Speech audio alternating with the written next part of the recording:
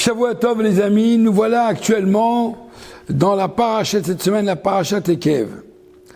Comme vous le savez très bien que le livre de Dvarim, le 5e livre de la Torah, c'est en vérité les détails de toute la vie de Moshe Rabbeinu avec le peuple juif. Le 5e livre de la Torah, Dvarim, c'est les détails de ce qui s'est passé réellement dans l'histoire des 40 ans du désert.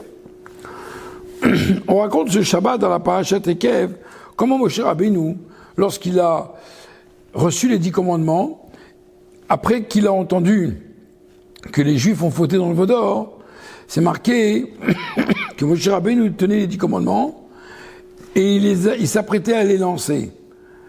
Et comme le roi Chaim HaKadosh pose la question, c'est marqué Vaïdpos, il les a saisis.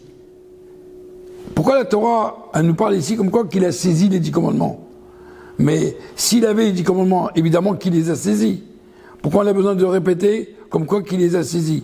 La Torah nous raconte comme quoi Moshe Rabbeinu avait les 10 commandements. Pourquoi la Torah a besoin de dire il les a saisis? Le roi Chaim HaKadosh pose cette question.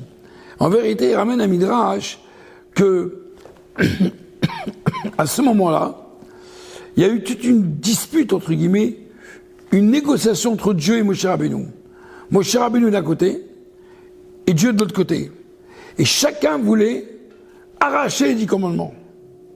Et Moshe Rabbeinu, c'est lui qui les a récupérés. Il y en a qui disent que c'est Moshe avec les sages. Il y avait une dispute. Qui va récupérer les 10 commandements? On ne voulait pas. Un, il ne voulait pas qu'il les casse. Et Moshe Rabbeinu voulait lui les casser. Finalement, qui a gagné? Moshe Rabbeinu. Moshe Rabbeinu a saisi les 10 commandements. Et pourtant, on ne voit pas ça dans la Torah, comme quoi cette histoire qui a eu une forme de confrontation entre Dieu et Moshe Rabbeinu, entre Moshe Rabbeinu et les sages. On voit seulement une chose, que Moshe Rabbeinu les a saisis, certes, il les a lancés, cassés, et Dieu lui a dit, Chazak u'baruch yeshar koach. Félicitations Moshe Rabbeinu de nous avoir cassés. Donc a priori, c'est mal, c'est bien. En vérité, il faut savoir une chose que Moshe Rabbeinu, quand il les a saisis, d'abord, il faut savoir que les 10 commandements représentent ici la ketouva, l'acte de mariage. Et le fait que Moshe Rabbeinu casse les 10 commandements, c'est un peu comme quelqu'un qui déchire la ketouva. C'est-à-dire qu'on n'est pas marié. Parce que, encore une fois, le peuple juif a fauté. On a fauté. Pas des moindres fautes. L'idolâtrie, trompage.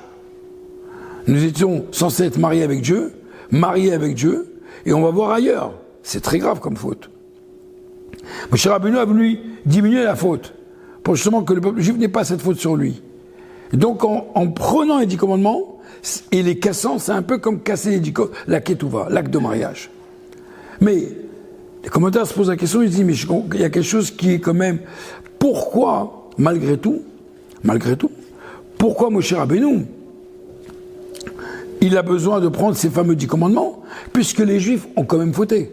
La faute, c'est la faute. Donc même s'il attrape les 10 commandements, et il va les casser, mais la faute reste la faute. En vérité, les 10 commandements devaient passer dans un domaine du peuple juif. Et Moshe Rabbeinu, quand il écrit dans la Torah qu'il les a saisis, c'est-à-dire quand il les a saisis, c'est-à-dire qu'il voulait montrer que maintenant, ils sont plus dans le domaine des Juifs. Ils sont dans son domaine. C'est-à-dire que ça lui appartient. En d'autres termes, maintenant, la faute, elle n'est que sur lui. Regardez comme est la force et l'amour d'un leader, d'un rabbi. Combien on peut avoir un rave, combien on peut avoir un grand rave, aussi grand qu'il soit, mais quelle est la personne qui est prête à prendre sur lui, à défendre le peuple juif, bien qu'il ait fauté, bien qu'il a tort, et le peuple juif, nous avons eu tort. Mais Moshe Rabbeinu n'a pas cessé de défendre son peuple. Ça s'appelle un tzaddik, pas un tzaddik, un rabbi. Quelqu'un, un leader, un vrai leader. Quelqu'un qui était prêt, comme il a dit à Kadosh Baruch Hu, Vim ani mechinina misifricha. Si tu ne défends pas ce peuple, efface-moi de ton livre. Pour lui, Moshe Rabbeinu, la Torah, c'est lui-même. Et Dieu, sans Moshe Rabbeinu, la Torah, ce n'est plus la Torah. Donc on voit d'ici comment, dans la paracha de cette semaine, comment on voit Dieu, il fait relever les choses de comment un leader, comment il se dévoue pour le peuple juif. Il se dévoue pas uniquement pour l'honneur, parce que je suis un grand, et j'ai les kavodes, j'ai les honneurs, j'ai tous les avantages. Rien à voir. Moshe Rabbeinu, il n'avait aucun avantage, la vérité. Tout ce qu'il a fait, il l'a fait pour le peuple juif.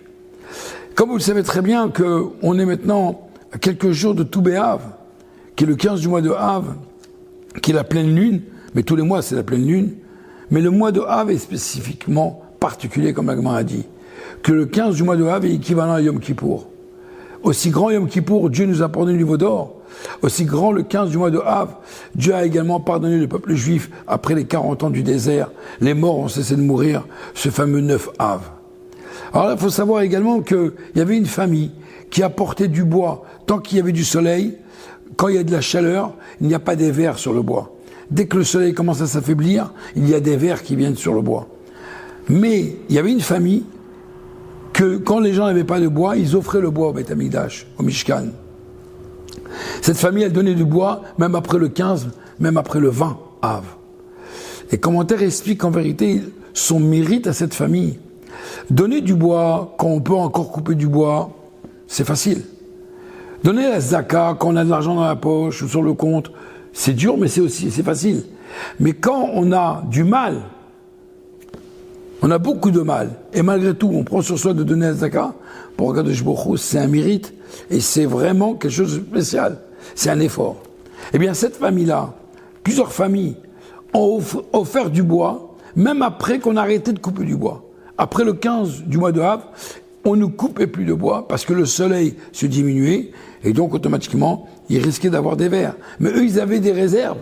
Même s'ils perdaient leurs réserves, mais à partir du moment qu'ils donnaient du bois pour les Juifs pour aller offrir des sacrifices au temple, au Mishkan, eh bien, ils l'ont fait même s'ils savaient qu'ils diminuaient leur propre richesse. Ça s'appelle réellement faire quelque chose qui est, encore une fois, au-delà de notre logique. Moshe Rabbeinu, c'est la même chose. Moshe Rabbeinu, il avait toutes les raisons possibles, imaginables, de condamner le peuple juif. La faute la plus grave. Et pourtant, il a tout fait pour défendre le peuple juif, jusqu'à même, comme c'est marqué, qu'il a combattu avec Akadosh Baruch Hu, entre guillemets, pour récupérer, empêcher Dieu, de récupérer ces fameux 10 commandements, pour justement les prendre et les casser, et pour les mettre dans son domaine à lui, et de manière que s'il y a quelque chose à reprocher, c'est Moshe Rabbeinu qui prend la responsabilité. Cela, nous apprenons, encore une fois, une marque de modestie et une marque en même temps de grandeur. Et c'est ce que nous devons aujourd'hui apprendre, que nous sommes maintenant, dans les jours à venir, le 15 du mois de Av, et nous sommes dans un mois où il existe une date importante qui est le 20 Av, le jour de la Hiloula du père du Rabbi, dont malheureusement il est décédé en plein Goulad, en plein Kazakhstan, au fin fond de cette Russie. Eh bien, il est mort, encore une fois, parce qu'il a donné sa vie pour le peuple juif, pour la communauté juive. Aujourd'hui, on est tout fiers, tout contents de pouvoir faire notre judaïsme, mais il faut savoir qu'il y a beaucoup d'autres personnes, et en l'occurrence, le père du Rabbi a donné sa vie pour défendre la détermination du judaïsme. C'est un commun Moshe Rabbeinu. Et ça, on n'en fait pas un grand bruit. Mais on le voit aujourd'hui, après qu'il a disparu de ce monde, entre guillemets, physiquement. Aujourd'hui, on voit dans les livres tout ce qu'il a fait pour la communauté juive, pour le peuple juif. Eh bien ça, c'est une leçon pour nous, qu'en vérité, nous avons ici une seule et unique mission, c'est de rendre service à notre communauté. Merci beaucoup, Shabbat Shalom.